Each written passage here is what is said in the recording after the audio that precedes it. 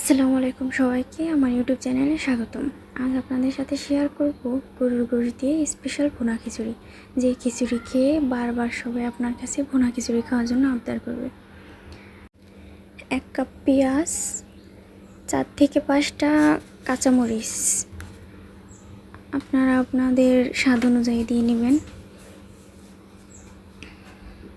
1 table চামচ রসুন, 1 table চামচ আদা বাটা, দিয়ে দেবো 1 টেবিল চামচ জিরা বাটা, গোটা গরম মশলা 3 থেকে 4টা এলাচ, 2টা তেজপাতা দিয়ে মশলাটা ভালোভাবে নেড়েচেড়ে দিয়ে দিব 1 টেবিল চামচ ধনিয়ার গুঁড়া, 1 টেবিল চামচ হলুদের গুঁড়া, 1 টেবিল চামচ মরিচের গুঁড়া। সবগুলো মশলা আমি ভালোভাবে নেড়েচেড়ে মিশিয়ে কষিয়ে নেব। হয়ে গেলে দিয়ে দিব পরিমাণ মতো পানি দেওয়ার পর ভালোভাবে নেড়েচেড়ে তেল ওঠা পর্যন্ত অপেক্ষা করব। দিয়ে দেব পরিমাণ মতো লবণ দেওয়ার পর গরুর গোশতটা আমি দিয়ে দেব। গরুর গোশতটা ভালোভাবে নেড়েচেড়ে মশলাটা মিশিয়ে কষানোর জন্য ঢাকনা দিয়ে ঢেকে দেব। ঢেকে দেওয়ার পর গোশতটা আমি ভালোভাবে কষিয়ে নেব। দেখুন উপরে তেল ভেসে উঠছে, তো এর পর্যায়ে আমি পরিমাণ মতো পানি দিয়ে দেব। পানি দেওয়ার পর গোশতটা আমি ভালোভাবে সিদ্ধ করে নেব। জাল করে পানিটা আমি টেনে নেব। দেখুন এই পর্যায়ে আমি দিয়ে দিচ্ছি চালটা। আগে থেকে আমি চালটা ভালোভাবে ওয়াশ করে নিয়েছি। চালটা দেওয়ার পরে আমি ভালোভাবে মশলাটা চাউলের সাথে মিশিয়ে নেব।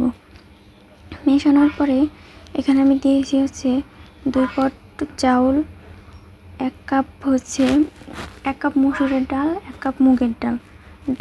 মসুরের ডাল আর মুগের ডালটা আমি আগে থেকে ভেজে নিয়েছি।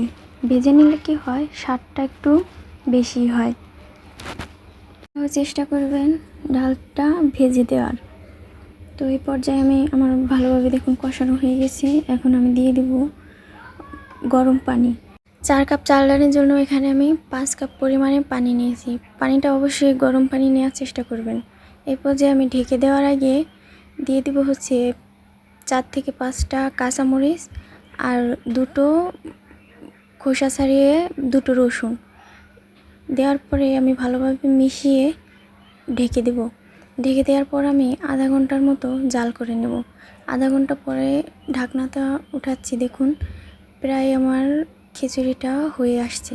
এই পর্যায়ে আমি চুলাটা অফ করে খিচুড়িটা দমে রেখে দেব। এটা প্রায় হয়ে আসছে। এখানে আমি দিয়ে দেবো 1 টেবিল চামচ গরম মশলা, দিয়ে দেব 1 টেবিল চামচ ঘি।